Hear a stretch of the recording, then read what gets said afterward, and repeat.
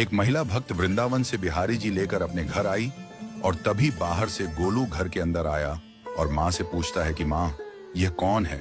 तो मैया ने बोला, ये भगवान है और ये ही हमारे मालिक हैं। अब तो घर में जब भी कोई नई चीज बनती तो सबसे पहले बिहारी जी को भोग लगता। पहले यह सब चीजें गोलू को सबसे पहले मिलती थीं। इससे गोलू बहुत चिढ़ने लगा और मन ही मन ठाकुर जी को कोसने लगा। एक दिन गोलू की माँ काम पर जाते समय बोली, गोलू, यमुना जी से मटके में जल भरकर लाना।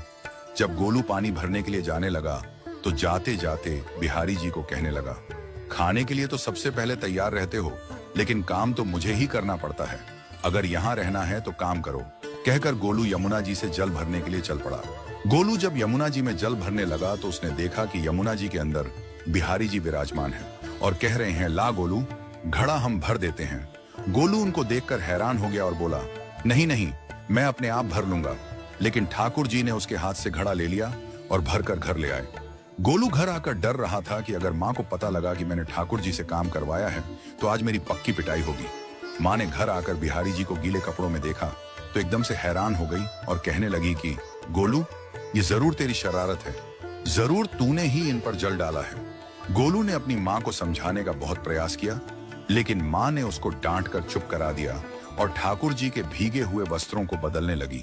अगले दिन जब माँ ने गोलू को अनाज पिसवाने का काम दिया तो बिहारी जी फिर अनाज का कनस्तर ले आए और माँ को ठाकुर जी के वस्त्रों के ऊपर सूखा आटा पड़ा मिला।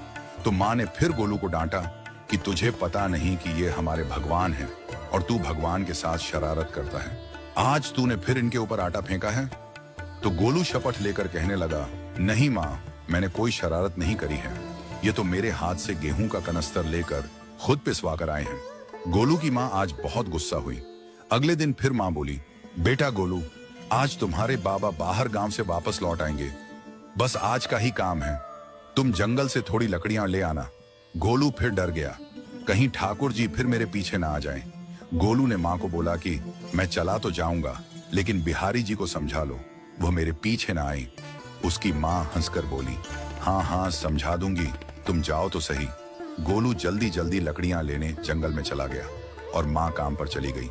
लेकिन उस दिन माँ काम से जल्दी वापस आ गई और देखा बिहारी जी अपनी चौकी पर विराजमान नहीं है।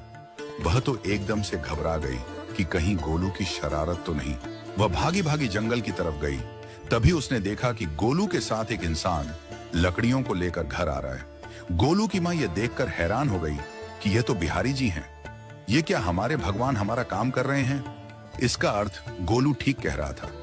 वह जल्दी जल्दी भागकर ठाकुर जी के पास गई और लकड़ियां उनके हाथ से लेते हुए उनके चरणों में गिरकर रोती हुई बोली, हे बिहारी जी, ये आप क्या कर रहे हो? मुंह गरीब का काम क्यों कर रहे हो?